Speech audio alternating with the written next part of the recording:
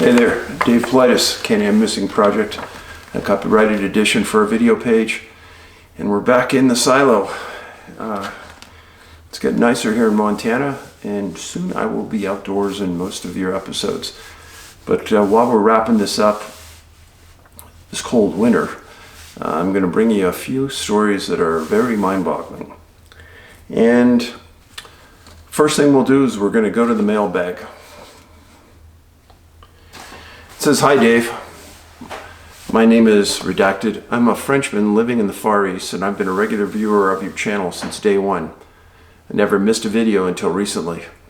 On the 21st of February, when checking your channel for new video updates, I just couldn't bring myself to click and watch, as it was obvious that the title, Something Terrible Had Happened. I feared that I would be able to take it, but maybe not, that I'd break down.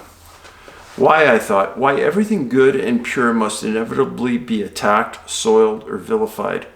What is the real nature of this world if seeds of kindness and love are not allowed to grow and blossom? In this grand global manipulation called COVID-19, we are witnessing people being kept apart from loved ones, being stripped of their rights and livelihood, coerced into damaging their physical and spiritual integrity in total impunity. No virus can destroy humanity, but carelessness and selfishness will. What is the real nature of our world?" You know, when you have a loved one like Ben disappear from my world, it made me question this many times on long jaunts I did alone. Asked for some guidance, asked for some understanding. I know exactly where this man or woman is coming from. From a very young age, I've spent much time wandering across a beautiful forest near my hometown in France. In those moments of peace and contemplation, I could sense a more vibrant reality, invisible but tangible somehow. Alone in nature, I sometimes felt a mystery was going to be revealed to me before the sensation vanished as soon as it was formed into my mind. In those moments, I thought, I want to understand how this world really works. And this is precisely what attracted me to your work. Thanks to your tireless efforts, devotion, and empathy toward the missing persons and their families, I've recognized someone truly human in the greater sense of the term, also trying to peer through the veil of mundane reality. With Missing 411, you and your son Ben have done so much for me in my quest for understanding, much more than I can express in a simple email. Is this spiritual war? I am absolutely convinced it is. Dark times that demand us to draw from our innermost strengths. Is this place we call Earth just a step towards higher realization? I tend to believe so. If this is true, I am sure that you and Ben will meet again at another time, at another place, stronger together. Sorry, Dave, if this was a bit long and going into several directions, just the thoughts of a father and a fellow human being. Much prayers to you and your family. That note hit me because I can think of so many days when I went to work and I enjoyed my work, and I came home, I watched TV, I fell asleep, I got up, I worked out, I went to work. And then I had a family. And then all my concentration shifted. And it shifted from my own desires to be really great at work to my own desires of being a great dad. And I'd known so many bad fathers in my day that really didn't spend time around their kids and didn't devote themselves to their family. I told myself a long time ago that would never happen. And I knew that I shouldn't have kids until I was mature enough. And I knew when I was younger, in my early 20s, there was no way. I was too into myself.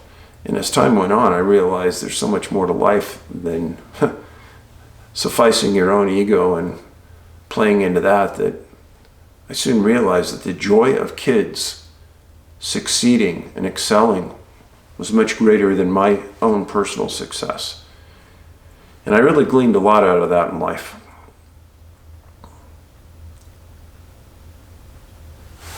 You put so much time into kids as a parent,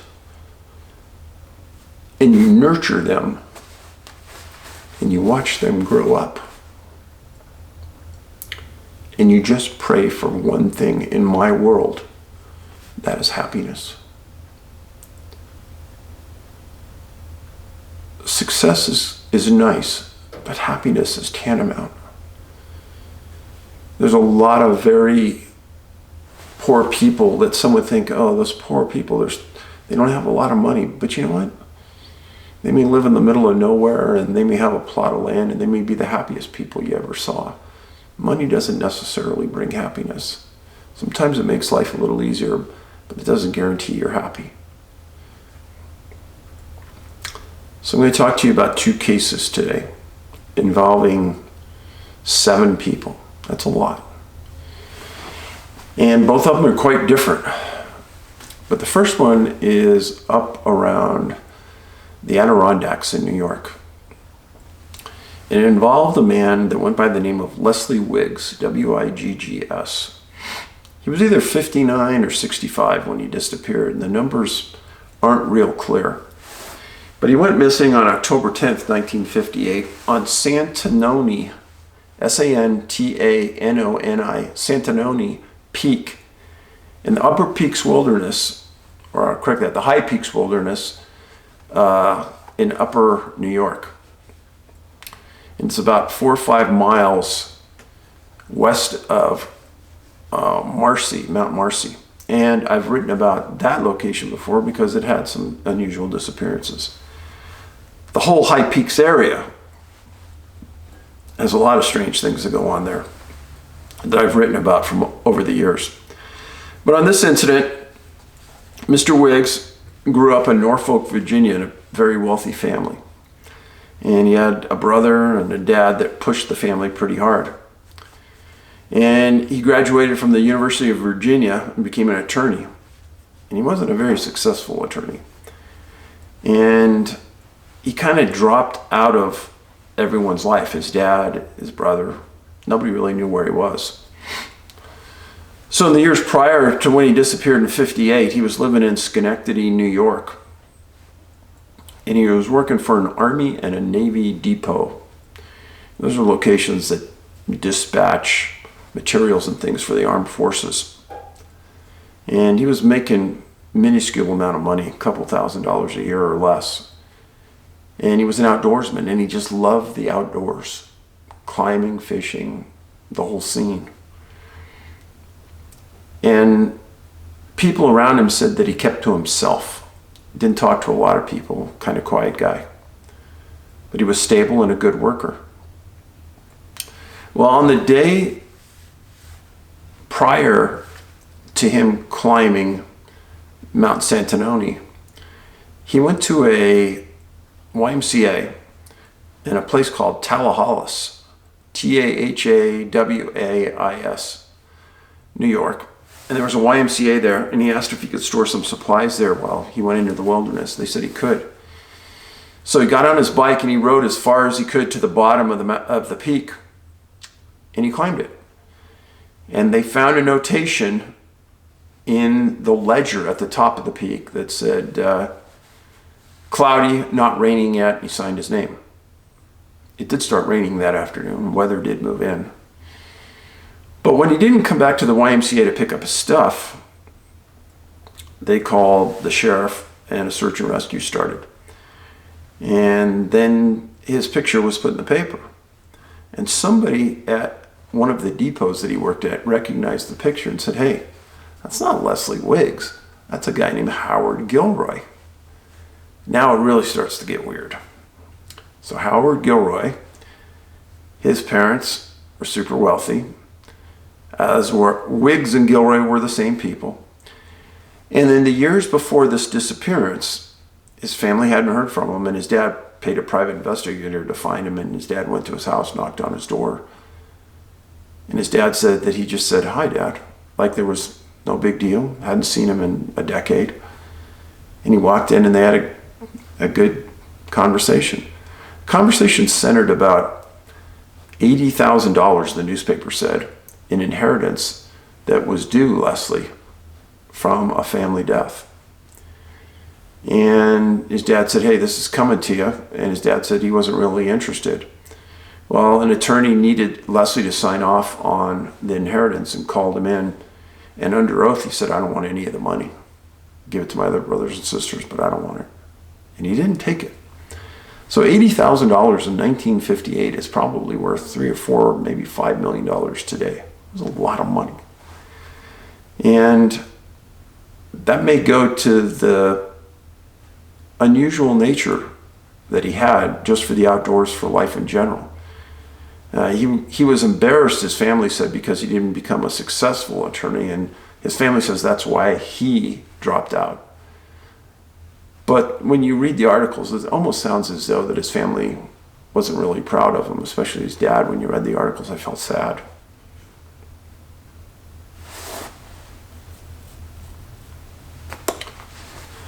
So search and rescue, search for over 10 days, combed the mountain with over 50 rangers, dogs, volunteers, and they never found anything. And they went back subsequent searches, and hundreds, if not thousands of people have searched that mountain since and climbed that mountain, and he's never been found. There were reports that he had been seen in local towns after the search started. It was never verified, and you get these all the time in search and rescue. Oh yeah, I saw this, I saw that. And in reality, the person never turns up. And in my humble opinion, I doubt Leslie or Howard was ever seen in those towns. I think he's still up there on the mountain. Something happened. He made it to the top. On the descent to his bike, something went wrong. A lot of people thought he never climbed the mountain, but that was proven wrong when they found the note in the ledger. So, Leslie Wiggs, Howardilroy, missing, never found, Adirondacks in New York. Case number 1. Second case has to do with water, Lake Ontario.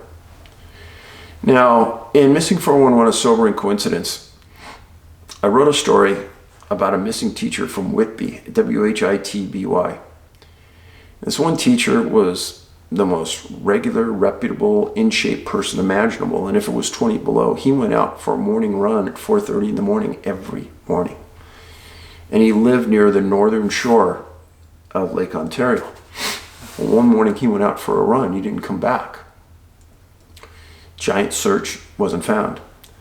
Following spring, to quote the news source, the ice was off the lake, but his body rolled up in a cube of ice on the beach.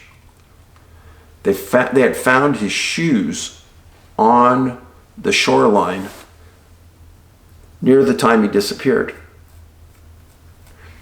It's a baffling case because they said he would never run near the water. They said that he would never go near the water, never run on a pier, never run on a harbor. He knew the dangers of it. So what happened to him? Now that's just one of the many, many stories that I've written about around Ontario.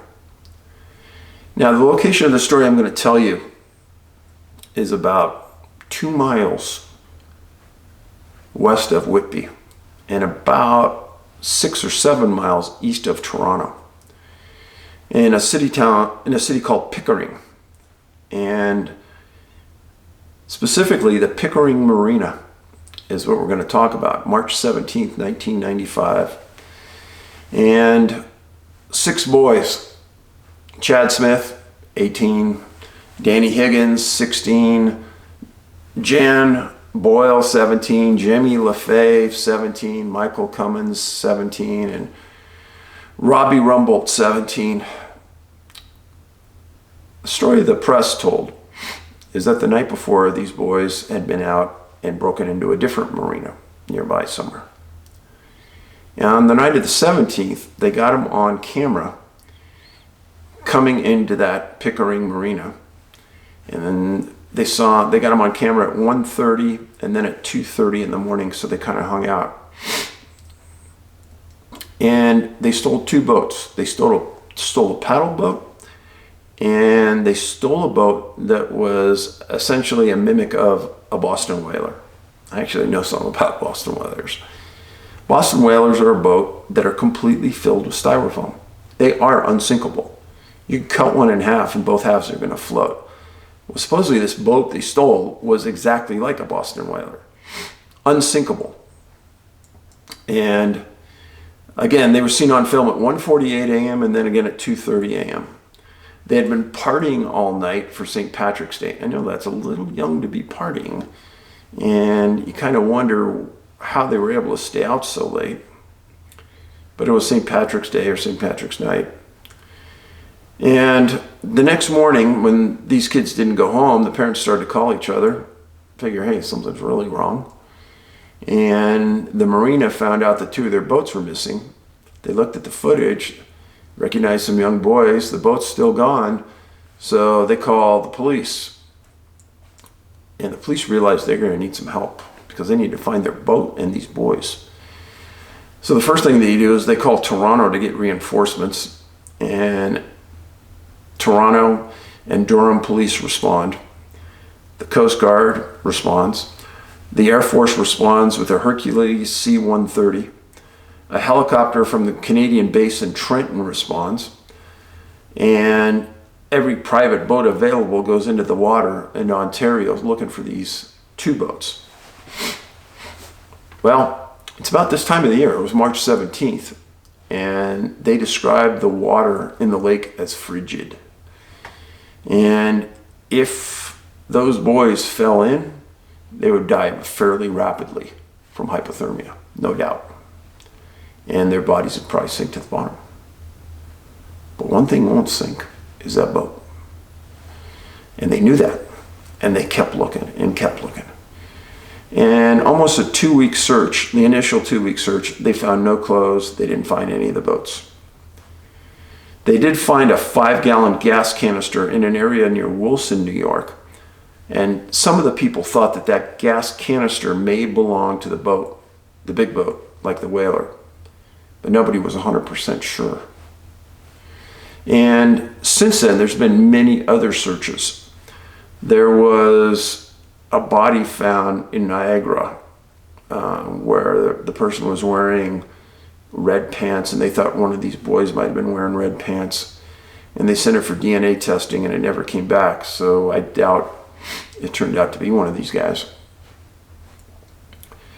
But 6 boys missing one night on Ontario Lake, and not a clue.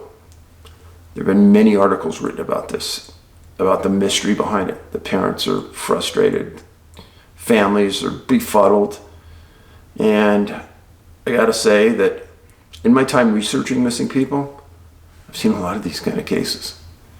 And when I've said that the Great Lakes offer a lot of mystique about missing people, I meant it. There's been a lot of disappearances on the lakes that have gone unanswered. There's been airliners that have gone into the lakes and haven't been found, boats that haven't been found, freighters that haven't been found. Edmund Fitzgerald wasn't found. I mean, there's all kinds of things. But I have great compassion for the 6 families that lost their boys, regardless of what they were doing. It doesn't matter to me. You know, boat can be replaced. The amount of lives that were impacted by this is just phenomenal. And when you think about it was just Canadian kids, don't think that it doesn't happen on the US side, because it does. Lake Erie, Lake Ontario, in that area, a lot of disappearances. In that area east of Pickering, disappearances that I've written about that are bizarre. So there you have 7 people who vanished, who were never found. Different circumstances, different areas. And I'm trying to get better for you guys. I'm trying not to show so much emotion on things. And I appreciate your patience. It does me good to get back into this and do the research on things. Keeps my mind busy. And I appreciate your patience. And if you are going to send me a note, please send it to missing411@yahoo.com. Keep it to a couple paragraphs if you could. Understand that Missing 411, the movie, still available to watch on YouTube Movies. I appreciate it if you spread that around, because while we're doing this and you can see it for free, I want a lot of people to see it. And then the second movie, Missing 411, The Hunted, is still on YouTube Movies, and you can still watch that for free. Now, the third thing I did was a show called Vanish for the History Channel. It's on Amazon. I have no ownership in that, and History Channel still owns it. They're going to they're going to charge you a couple bucks to watch it on Amazon, but it was pretty well done. And then I have 85, almost 90 movies, YouTube movies on here, YouTube segments like this on this channel, covering all kinds of disappearances, search and rescue, etc., that you can watch. So we're done with another segment, and I'll be back soon. Thanks again.